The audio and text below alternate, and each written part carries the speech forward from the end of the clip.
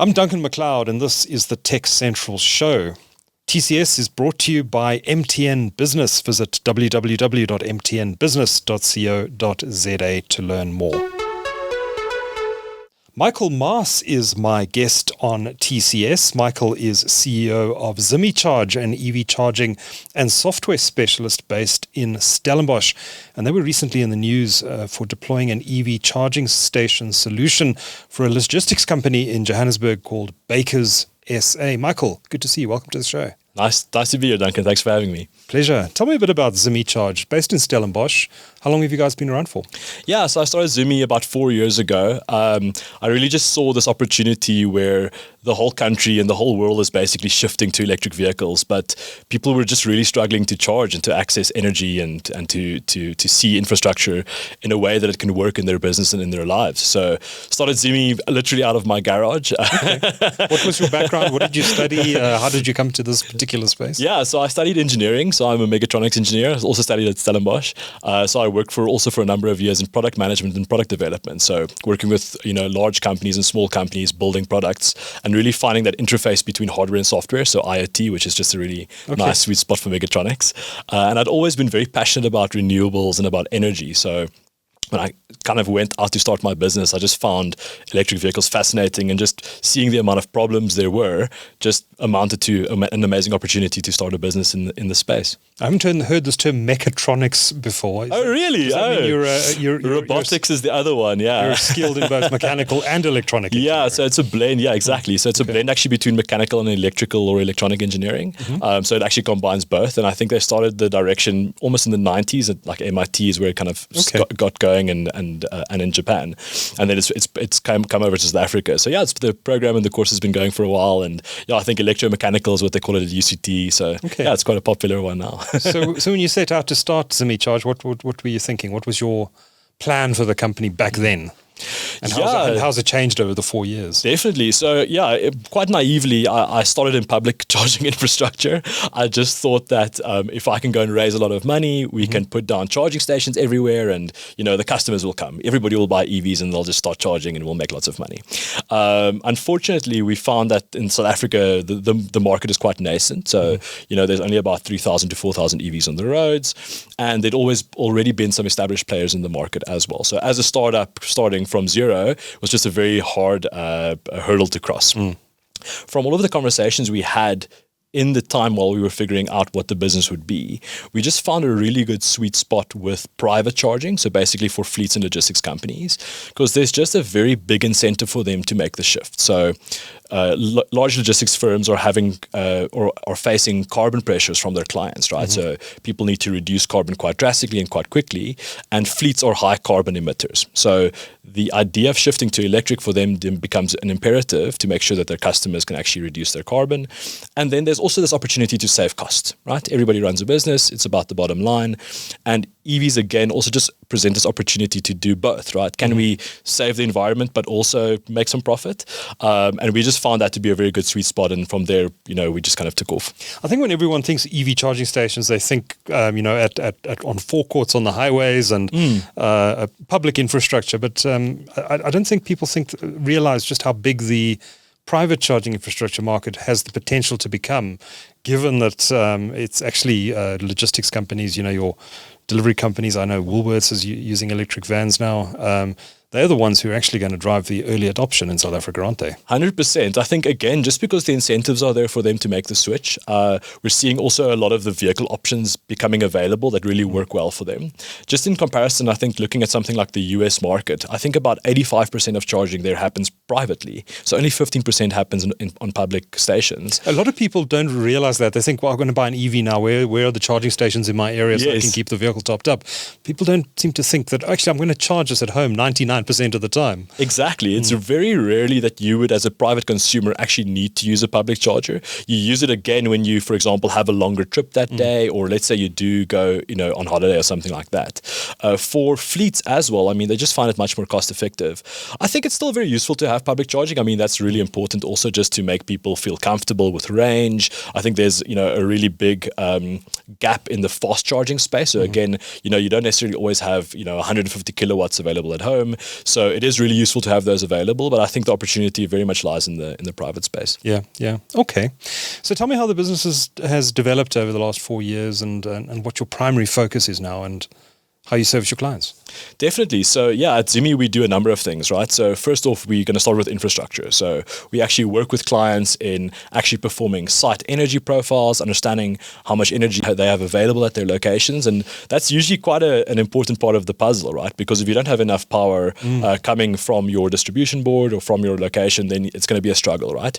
So we do the analysis and the evaluation of that. We then also help them plot and plan for potential solar rollouts. So for example, we integrate with solar systems as well in the case where they don't have enough grid power available. And then we deploy the charging infrastructure. So that's, rolling out, testing, and then making sure that they're trained and upskilled in how it works.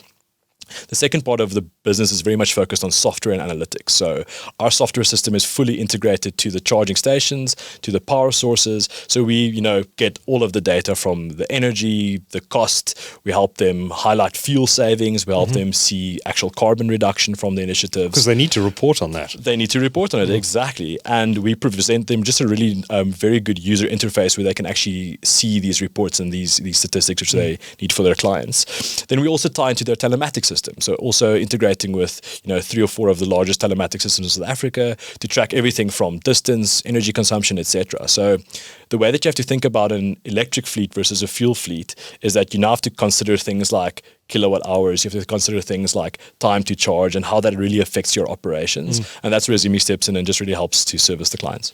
To what extent do you find companies deploy solar and then realize, well, we've got all the solar capacity on our roof now, maybe we should look at what else we can do with it, and then give you guys a call because they want to do EVs? Yeah, it's actually almost about 50-50 at this stage. So about 50% of the clients have deployed solar, depending on what type of operation they have. So typically with logistics companies, they're not necessarily very high power users. If you're, for example, a waste recycling company, you have lots of machinery, yes, then the solar is probably utilized. But as a logistics company, you usually have a lot of space. You have a lot of real estate. Yeah, exactly. So no, we do get a lot of opportunity where a company has gone. They've invested in solar. They typically overinvest, which also makes sense. They cover the roof, right? They go for the bigger system, but then they realize that they have, excess energy which they're not using. You can't necessarily quite easily resell energy in South Africa just yet. So they think, okay, how are we going to manage this resource better? Then EVs becomes quite a logical next step. Yeah. Okay. So tell me a bit about the project you did with Bakers SA. What have you done there so far, and what are their expansion plans? Yeah, so we've been working with Bakers now for the past year. We really started by first just understanding what their fleet does and how it operates, right? And that's always a really good first step. Just focusing on the data at hand, what vehicles they're using, what type of use cases they have, and where's the opportunity for them to actually apply electric vehicles. Bakers also has a very good relationship with Daimler Trucks and Mercedes-Benz in South Africa. So they've been using Mercedes and Daimler Trucks, for the past, 20, 30 years. And Daimler has just launched a number of electric vehicles and electric trucks in South Africa. So, the stars just aligned, and we just saw this wonderful relationship developing where we were able to, look at their sites, understand their energy profiles, get the trucks on the road, and then deploy infrastructure and then help them quantify that. So we're looking at expanding perhaps to about another 20 or 30 stations in South Africa in the next year, and servicing just for Bakers, and potentially looking at, decarbonizing anything from about 30 to 60% of their fleet in the next 3 to 5 years. Okay. Now we're talking trucks here. We're not talking little light delivery vans. No, they're big trucks. Yeah. No, they're 8-tonners, 4-tonners, and then panel vans, which is a bit of the smaller stuff. But trucks. Yeah, big trucks. How do the logistics differ in terms of charging infrastructure for big EV trucks compared to cars? Well, yeah, the first thing is just size, right? So typically the battery packs are massive. I mean, what are we talking about here? The e-Actros is now, the two versions have anything from a 300 kilowatt hour battery pack and the bigger one a 400 kilowatt hour battery pack. So that's typically about 5-6 times the typical electric car. From 100%, yeah. So the Volvos and the BMWs are all between about 50 and 100 kilowatt hours, correct. So it's just a lot more energy that they require. Also, if you're running an operation, you have to be very sensitive towards SLAs and delivery times. So you have to make sure that you can get a lot of power. You have to make sure that your power is scheduled correctly, and then also uptime and availability. I mean, it's important that you don't have any downtime with operating the vehicles. So that's the first big challenge. I must say that on the driver side and the driver behavior side, there hasn't been much of a difference. Drivers at the start, I mean, even myself, when I drove an EV for the first time, I had range anxiety. Yeah. I was like, oh, okay, I know how this works, but you just naturally feel, concerned about, what's going to happen when I run out of range. So in the first week or so, there's typically some concerns about that. But then after that, even the driving experience in the trucks is much better because it's quiet, right? So it's still the quiet motors. It's typically automatic drivetrains. So the drivers also just report, a lot better experience in operating the vehicles. Interesting. So how are they managing the range issue? I mean, these trucks obviously need to be on the road for a lot of the day. Do they last the full day before they get back to the depot for charging, or do they have to charge during the day as well? Yeah, so that's an important part of the equation. So looking at what we do is at the beginning we have rated ranges for vehicles. So what the manufacturer specs it out. And then what happens is you have lots of conditions that affect range. So you have things like driving behavior, temperature, load, right? Depending on how heavily you've loaded the vehicle or not, inclines, declines, regenerative braking. What we found works the best is actually just to measure what the vehicle performs, like how it performs on range, and then planning for that. So I mean, we've been seeing vehicle ranges, relatively above 300 kilometers for the vehicles. And in that case, then the constraint, right? Then okay, I'm planning for 300 to 350 kilometers. In terms of my route planning, I can then adjust that to make sure that I have enough energy. Or in lots of cases, we then work with them to understand where can we potentially put another charging station or charging infrastructure so that they can increase distances, right? So vehicles are very much in the logistics space about increasing daily distances. Then we work with the teams to help them understand that and to achieve higher kilometers. I imagine in the logistics business, though, that these trucks are not traveling intercity for the most part. I mean, they do. Goods that need to come from Cape Town or Joburg, I guess, or lighter goods, I suppose, not heavier goods, would go by air. If I order something from Takealot, for example, it usually comes on an aeroplane to Joburg and then is distributed here. Yeah, you'd be surprised, actually. I think in South Africa recently, specifically in the transport space, we've had a large failure in railways. So a lot of that has shifted to the roads. Okay. So road transport has seen an immense amount of growth in the past 5 to 10 years, and we just see that growing. So what happens is in certain use cases, for example, if you're thinking of high volume goods, high weighted goods, typically road transport still is the most cost efficient. In terms of Baker's plans, I mean, we're looking at doing things like electrifying on the N3, so the route between Durban and Johannesburg. They're already doing work on the N1 up to Polokwane from Pretoria. Baker's is. So this would be private EV infrastructure on the national roads. Exactly, yeah, and specifically focused on trucks and for these clients. So typically, if you have an opportunity to share infrastructure, there might be some ways in which we can assist, especially in helping to save costs if the schedule allows for it. But it's all private infrastructure, yes. Interesting. Well, is the idea that infrastructure would then be made available to the public, or would it stay private? It would stay private, yeah. Okay. Again, because if you look at public infrastructure, it's a different type of business model. It's also different in terms of thinking about utilization. So with trucks and with logistics, you have a very good idea or forecast of what utilization is going to be, because you have relatively fixed schedules and routes and things that can be mapped out. With public, it's open-ended, right? You don't know if you're going to rock up at a public charging station and know if it's going to be available or not. And that's probably some of the challenges that the public stations will face in South Africa in the coming years. As the numbers grow, you'll start seeing congestion. You'll probably see definitely some market dynamics where people compete and people offer charging maybe outside their home or something interesting like that. I see those business models developing. But for trucks, it will definitely just be for the private industry. And I imagine that given the size of the batteries in these vehicles, that you really need to use DC rather than AC power. 100%. So when you're looking at the larger trucks, DC power is an imperative. Again, depending on the schedules, drivers also need downtime. We've seen that, for example, battery asset values also last longer if you charge them a bit slower. So you don't always want to go for the highest power in every instance. But again, a lower power DC station is really important. Also, the trucks are only compatible with DC in most cases. So they don't have AC charge points on the trucks. As you go into the smaller segment, maybe the 4-tonners, but actually more the 2-tonners and the panel vans, then AC becomes quite useful. Again, because your infrastructure cost is quite a big difference. So So looking at the difference between an AC and a DC station is usually a 10x cost difference. Again, if you have a high power station, you can have a higher throughput, and also you can do more vehicles at the same time. So there is a bit of a blend that you can, a blended approach you can do, but with the trucks, DC all the way. I imagine that these vehicles are typically being charged overnight, and you mentioned many of them, half of them are going into sites that have solar power installed. Of course, the sun doesn't shine at night when you want to be charging these vehicles. How are companies dealing with that issue and minimizing their use of the grid? And obviously, carbon emissions is a big one for organizations reporting on this sort of thing. So when these vehicles are charging, it's probably not the optimal time for tapping into the solar. Are you finding companies are also putting in batteries to charge these vehicles overnight? Yeah, I mean, just looked at a number of data points recently on charging behavior for a fleet. And yeah, you're absolutely right. You have an interesting charge profile that is shifted towards the late afternoon and the evenings.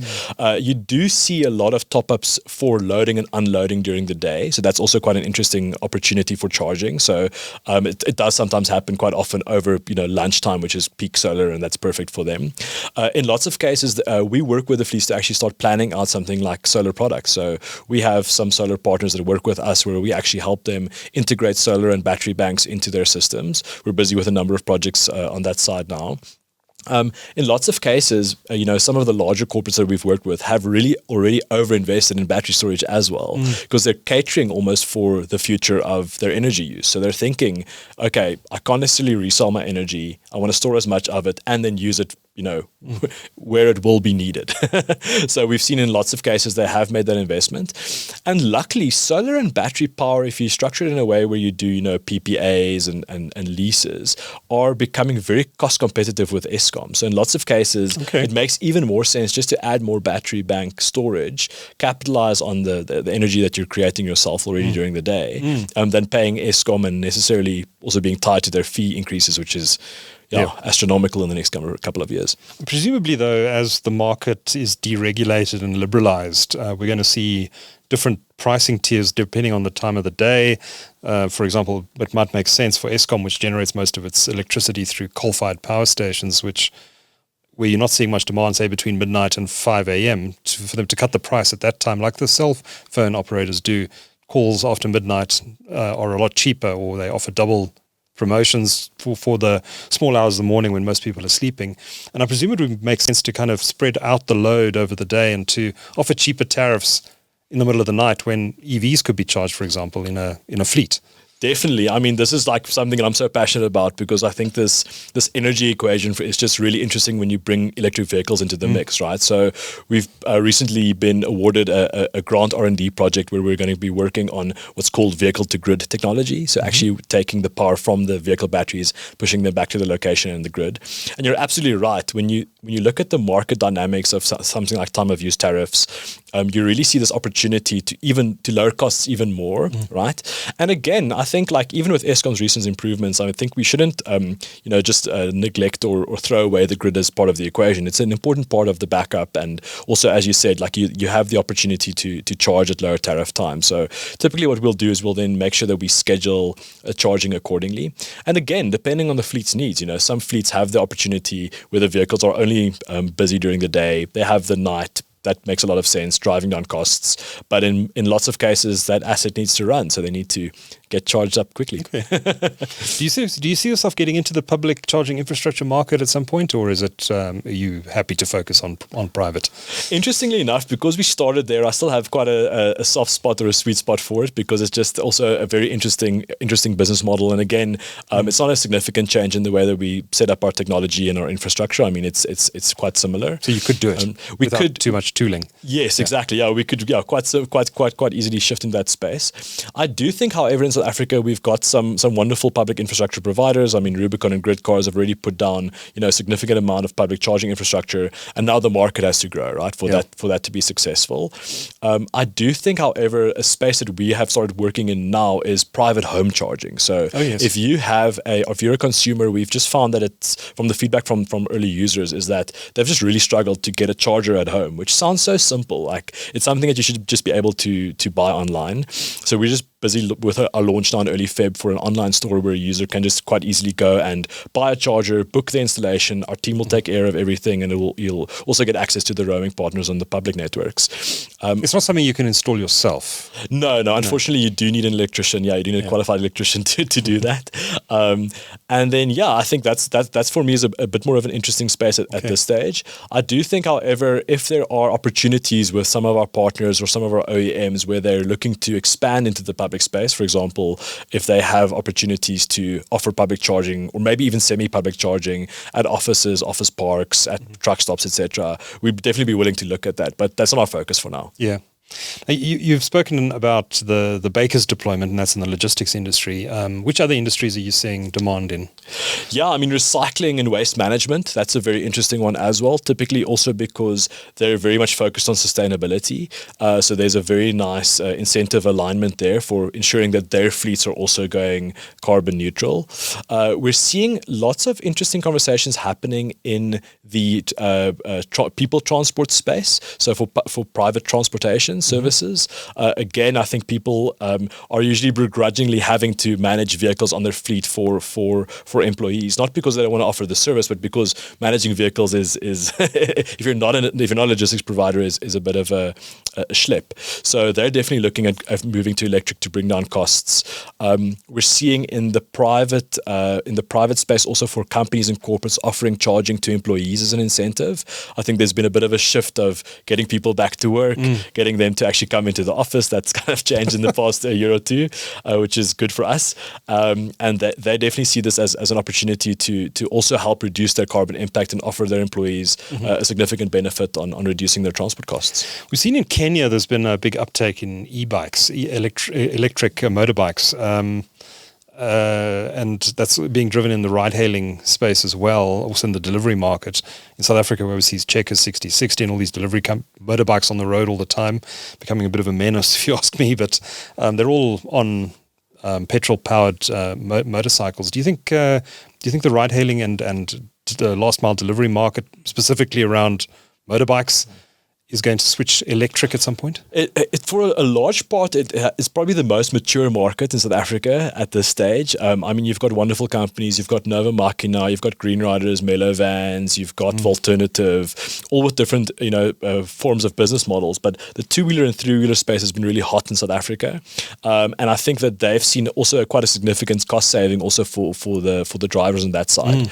It's a different business model again because it's more independent drivers than large corporations. But they've been making good progress. I think also because South Africa has a different two-wheeler experience typically than in East Africa, where we don't necessarily use it for personal transport as much. It is very much goods driven. It's Takealot, it's Mr. D, it's Checkers, etc. So I definitely see that again. I think that's probably the most advanced in terms of conversion currently in South Africa. I see that just continuing to grow. I think there's so many options for bikes. There's just a really good incentive for drivers. So yeah, keep your eye on those companies. They're doing a great job. Lastly, EV adoption in South Africa has been relatively slow, and there are a number of factors, reasons for this. I think especially affordability and the high taxes that EVs attract in South Africa. They're actually taxed higher than ICE vehicles. Do you think how far are we from an inflection point in e-mobility in South Africa? I mean, I've spoken to a lot of guys in the industry, and they will say that this could be the year, 2025, could be the start of the J-curve where EV sales really take off. Do you think we're at that point now, or do you think it's still going to take a bit longer? Yeah, I think 2027 is a good year for that J-curve pickup. I think a lot of consumers are only now starting to get exposure to different vehicles and vehicle brands. I mean, BYD recently launched Volvo, who we've been working with. They've done an amazing job last year. I mean, the EX30 was the best-selling passenger vehicle. You're seeing, Chinese companies also launching in South Africa. So, again, I think for the consumer market and also for the business market, having the availability of models is really important. So we're starting to see that. That has been a big hurdle. I think Eskom, definitely the load shedding crisis, that was definitely a big hurdle as well. I mean, obviously, if there isn't power, people don't even want to look at EV. So I must say there is some relief now. And also with the switch to solar, people are feeling relieved by that. Just a note on the tax. I think this is a bit of a common misconception, but EVs aren't taxed higher in South Africa than ICE vehicles. They're not? The difference is actually on our free trade agreements. So if you look, for example, with our free trade agreement with Europe, we only tariff at 18% versus America at 25%. That's just a tax agreement. That's not necessarily on the vehicles themselves. So all vehicles are actually taxed in the same manner. But I've seen that come up a couple of times, and people think they're more expensive. Wow. Okay. It's been repeated so many times. It's just taken as gospel. Yeah, go take a look. It's just the free trade agreements that we have with different countries and regions, which is typical for a country to negotiate. Okay. So that's the difference. So it's not necessarily on the EVs that are being penalized. On that side, on the tax incentives, though, we have recently seen a tax announcement from government for manufacturing companies to get about 150% rebate on investing in EVs in South Africa. That's fantastic because, again, manufacturing them locally will really drive the market. The next thing we're hoping for is for companies and consumers to also get an incentive similar to the solar schemes. So where you could get X amount off from going to an EV just to help offset the cost, because they are more expensive than the ICE comparative vehicles. And that will just be amazing for the market, I think. Yeah, and the president has hinted that that's coming. Let's see. Fingers crossed. Yeah. We wait on the Minister of Trade and Industry and Competition for news on that, hopefully. Definitely. Hopefully in the coming months. Michael Maas is CEO of Zimi Charge. Thank you so much for speaking to Tech Central today. It was lovely. Thanks, Duncan. Thank you.